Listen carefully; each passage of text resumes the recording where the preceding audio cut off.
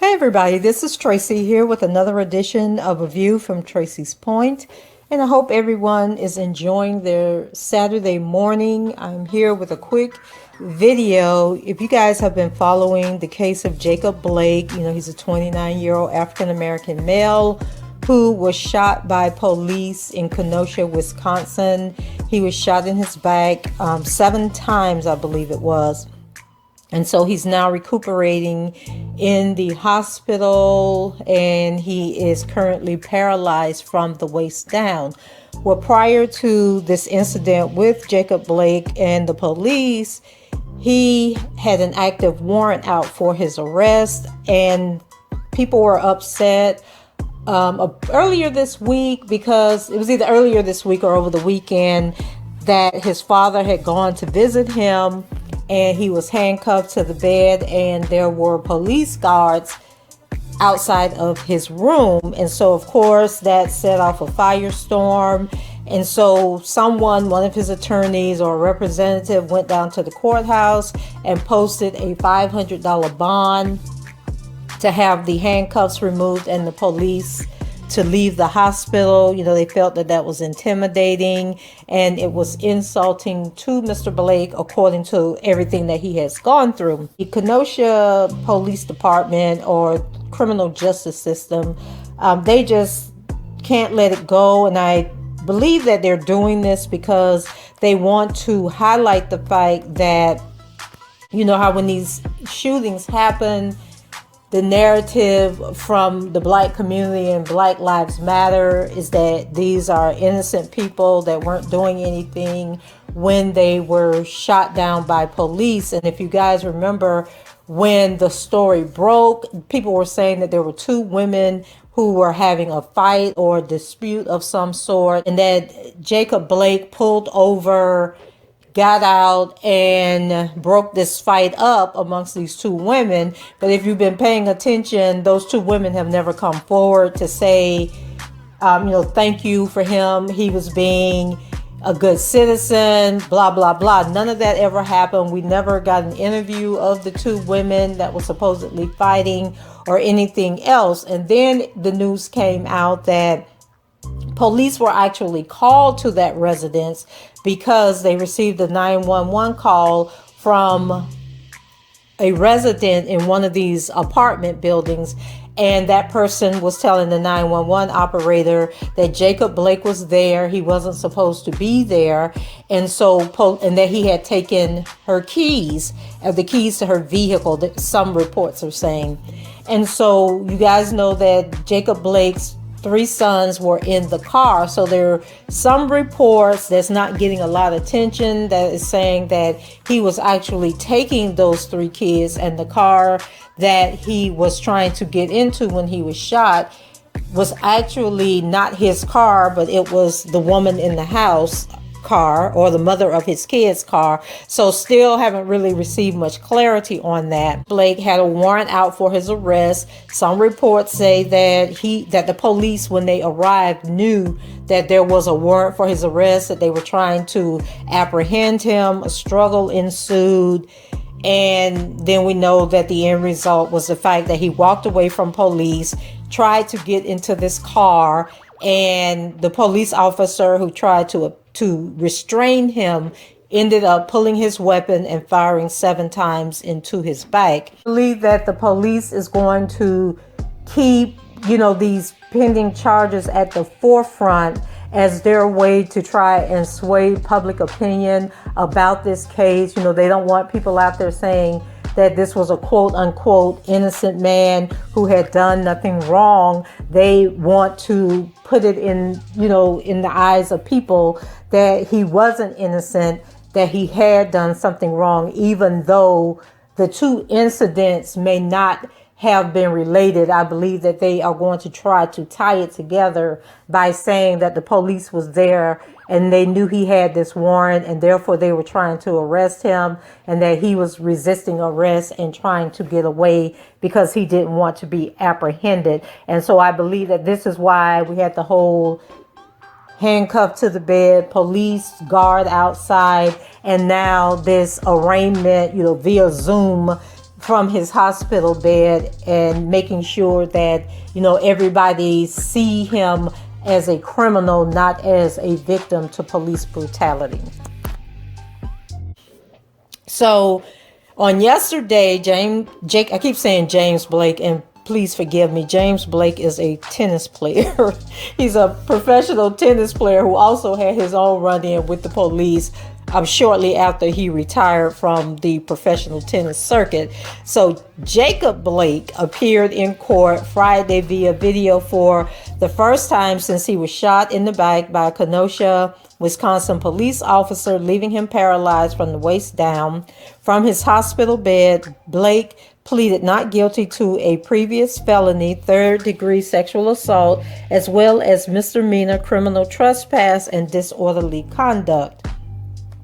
Blake, 29, is accused in court documents of assaulting a woman in her home on May 3rd, stealing her Ford Explorer and debit card, and making 2 fraudulent ATM withdrawals of $500. And that was reported by WGN9 News. And so I'm taking it that he was familiar with this woman because he obviously had the PIN number to the ATM. And so Blake has drawn national attention after cell phone footage captured the moment he was shot in the back 7 times by police on August 23rd, as officers responded to a woman reporting domestic abuse. Blake was attempting to break up a dispute when police arrived, according to his attorney, Ben Crump. And once again, those 2 women that were allegedly fighting have yet to come forward to substantiate that claim. But police say the initial 911 call was about Blake, who was reportedly attempting to take keys to a vehicle that wasn't his. Responding officers said they were aware that Blake had an open warrant for the sexual assault, according to local news outlet WBAY. The shooting sparked protests and riots in Kenosha following months of nationwide demonstrations after the May 25th death of George Floyd in Minneapolis while in police custody. Video in that case showed an officer kneeling on Floyd's neck for over 8 minutes. Blake's shooting has further heightened tensions nationwide, with Donald Trump accusing the racial justice demonstrators of lawless behavior and Democrats accusing the White House of stoking the fire of violence that's happening across our country. And then you guys know that this past week, both Donald Trump and Joe Biden visited Kenosha. The family, I don't know what happened. Part of the family didn't want to meet with Donald Trump. Another part wanted to meet with him, but they wanted their lawyers to be present. Donald Trump didn't want to meet with them with the lawyers present, so he opted not to meet with them. The family say that they never extended him an invitation one way or the other about meeting. And then, of course, Joe Biden met with the family and demanded that the officer who shot Jacob Blake be fired. And so during Friday's hearing, the judge approved a $10,000 signature bond for Blake, who remains hospitalized. Under the bail agreement, he can only leave Wisconsin for medical treatment. And then a pretrial conference has been set for October 21st, with jury selection slated for November 9th. Throughout the hearing, which was very brief, probably didn't last more than a couple of minutes, he was very lucid, very coherent. He spoke to the judge. He answered the judge's questions. He was wearing a shirt and tie. He has looked like he has gotten a haircut, or maybe they had pulled his dreads back into a ponytail, but it looked like a haircut to me. But he, appeared to understand what was going on with the case. He didn't seem medicated or anything like that. And so he was able to, look into the camera, talked to the judge, answered the questions, and said that he understood the terms and conditions of the hearing and the charges against him, and then they set the court dates for him.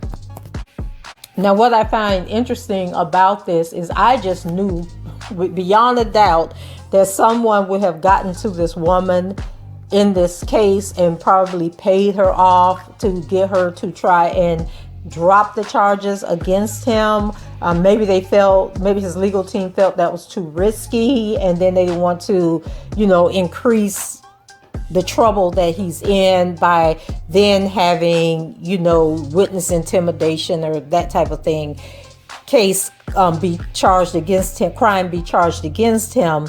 But I am very surprised that, like, whoever this woman is, that the family or somebody hasn't tried to get her, say, girl, drop the charges, let it go or whatever. And so I'm kind of wondering who she is. At first I thought maybe it was the kid's mother, or like somebody that he knows well enough to think that it was okay to go into the apartment, assault the person, take their ATM, and actually use the doggone ATM. So to me, that means it's somebody close to him, somebody that's well known to him. But whoever she is, she obviously doesn't care that he's been shot by police or that he has been paralyzed. She is moving forward with these charges and want him to be prosecuted. And I can't say that I blame her, because when I think about the whole climate that we're in, you guys know, with the rapper Megan Thee Stallion and the situation with Tory Lanez, and then we got this hashtag going around saying protect black women, protect black women at all costs. But then it seems in this instance, people don't want to protect this woman, don't want to stand for this woman, who's saying that these things happen to her. And so it just seems that we're in a society where we pick and choose what issues we want to stand up for. Because personally, I think that we can stand up for a woman who says that she has been assaulted, as well as stand up for over policing and say that this police had gone too far by shooting him. And so we also have to look at the fact that if it is true that that was not his car he was getting into, that he was trying to take those kids, then that kind of like sheds a different light, because what would have happened if the police had just let him go, stood back, and then he took the car and something happened with the kids. So this is a really, really different case from, George Floyd, who, didn't have a weapon. Police had pretty much, apprehended him, and then the police officer just blatantly kneeled on his neck for 8 minutes and 46 seconds. And so I just feel like this, even though Jacob Blake did not deserve. And so I had a little editing malfunction with my audio. It crossed over each other. And so what I was saying in the part that I had to splice out was that I feel that the Jacob Blake case is a little different from the George Floyd case, in that George Floyd, he had been apprehended. He was being held down when the officer put his knee on his neck, whereas Jacob Blake actually wrestled with the officers. They alleged that he had a knife at some point. They claimed that there was a knife found in the vehicle. The officers had their guns pulled on him and he continued to walk away. Then we have the whole situation with the kids being in the car. But irregardless, I do not agree with him being shot in the back, whether it was 1 bullet or 7 bullets. That was not, I don't know, like what threat the officer can claim he felt at the moment that he, pulled on his shirt and then shot him in the back. So that remains to be seen. And then I was also asking you guys, how do you feel about them arraigning him in the hospital? Personally, I feel that they could have waited for him to get out of the hospital before they did the arraignment. And then I go on to say why I feel that way. Until, he gets out of the hospital, go whatever happens with him. Like, what are your thoughts on this? For me, it's like, it's a really touchy situation, because on the one hand, if he did assault this woman, she does deserve justice. And on the other hand, he deserves justice for being shot by the police, shot in the back. But then I don't know, like, it's just so many nuances to this case that it just, it's kind of, I don't know, it can just go either way. And so just wanted to bring that information. I personally thought that they could have waited until he got out of jail to do the hearing and all of that. I didn't think that there was a pressing need for them to arraign him on those charges, unless there is a law that says once the person has been apprehended, they have to be arraigned within so many days of being, placed under arrest for a crime that they're being charged with. So anyway, that's it for me. Let me know what you guys think in the comments. Rate the video and subscribe to the channel if you haven't done so already. And until the next time, I shall talk to you guys later. Bye-bye.